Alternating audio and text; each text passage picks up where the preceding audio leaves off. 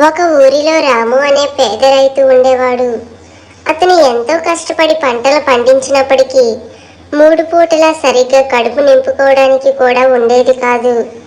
రాము దేవుణ్ణి ప్రార్థిస్తూ, "ఓ భగవంతుడా, నన్ను కాస్త ఆర్థికంగా కాపాడు, ఒక చిన్న సహాయం చాలు" అని వేడుకుంటాడు. ఒకరోజు పొలాన్ని తవ్వుతుండగా లోతుగా మెరిసే ఒక పెద్ద గిన్నె దొరికింది. రాము ఆశ్చర్యపోయి గిన్నెను తీసుకొని, "ఇది సాధారణ గిన్నె కాదు, వెండిలా మెరుస్తుంది" అని ఇంటికి తీసుకువెళ్ళి ఒక మూలన పెట్టి దాని గురించి మర్చిపోయాడు. పక్కనే ఉన్న కొబ్బరికాయ గిన్నెలో పడిపోవడంతో మాయ ప్రారంభమైంది. రాము గిన్నెను చూడగానే 2 కొబ్బరికాయలు ఉన్నాయి. అతను ఆశ్చర్యపోతూ తన కళ్ళను తానే నమ్మలేకపోతున్నాడు. ఇదంతా నిజమేనా అని దాన్ని పరీక్షించసాగాడు. మామిడికాయ వేసి చూశాడు, 2 మామిడికాయలుగా అయ్యాయి. రూపాయి వేశాడు, 2 రూపాయలుగా అయ్యాయి. "దేవుడా, నన్ను కరుణించావా తండ్రి" అని ఆ దేవుడికి కృతజ్ఞతలు చెప్పుకున్నాడు. అతి కొద్ది రోజుల్లోనే రాము ఊరిలో ఒక పెద్ద ధనవంతుడిగా మారిపోయాడు. కానీ అతడు ఎప్పుడూ కూడా తను తినడానికి సరిపడా తీసుకొని మిగిలినది పేదవారికి ఇచ్చేసేవాడు. గ్రామస్తులంతా రాము గురించి మాట్లాడుకోవడం మొదలుపెట్టారు. ఈ విషయం రాజుగారి వద్దకు వెళ్ళింది. విషయం తెలుసుకున్న రాజు ఏదో రహస్యం ఉంది, తెలుసుకోవాలని అనుకున్నాడు. ఒకరోజు రాత్రి రాము ఇంటికి దొంగతనానికి వెళ్ళాడు. మాయా గిన్నె ఎదురుగా కనబడింది. అది ఎంతో ప్రకాశవంతంగా మెరుస్తూ ఇల్లంతా కాంతి పుంజింపజేస్తుంది.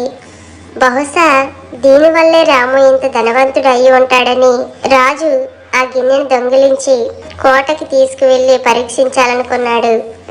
పక్కనే ఉన్న కోడిని తీసి గిన్నెలో పడేశాడు. 2 కోళ్ళుగా మారిపోతాయి. అతను చాలా ఆశ్చర్యపోయాడు. వెంటనే 2 బంగారు నాణేలు వేశాడు. 4 బంగారు నాణేలుగా మారిపోయాయి. రాజుకు ఆశ్చర్యానందంతో ఒళ్ళు మరిచి తను ఏం చేస్తున్నాడో తనకే తెలియడం లేదు. వెంటనే గిన్నెలో తాను కూర్చుండిపోయాడు. 2 రాజులుగా బయటపడ్డారు. ఇద్దరు "నేను నిజమైన రాజు" అంటే "కాదు, నేను నిజమైన రాజును" అనే వాదనలు మొదలయ్యాయి. గొడవలు మొదలయ్యాయి. ఊరంతా గందరగోళంలో పడిపోయింది. ఎవరు అసలైన రాజు అని ఎవరికీ అర్థం కాలేదు. ఊరికి పెద్ద అయిన సేతు వచ్చాడు. మాయా వస్తువు వల్లే మనిషిలో అత్యాశ, దురాశ, అహంకారం పెరిగిపోయింది.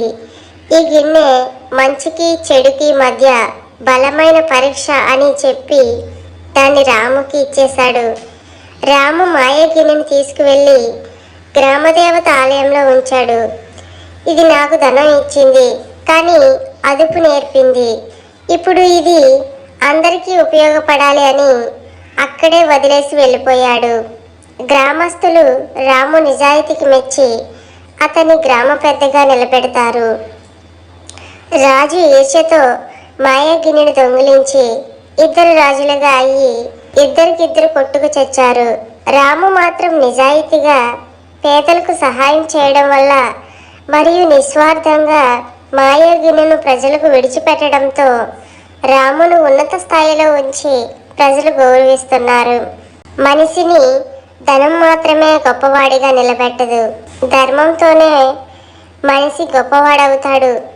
ధర్మో రక్షతి రక్షతః అని రాము నమ్మాడు కాబట్టే గొప్పవాడిగా ఉన్నాడు.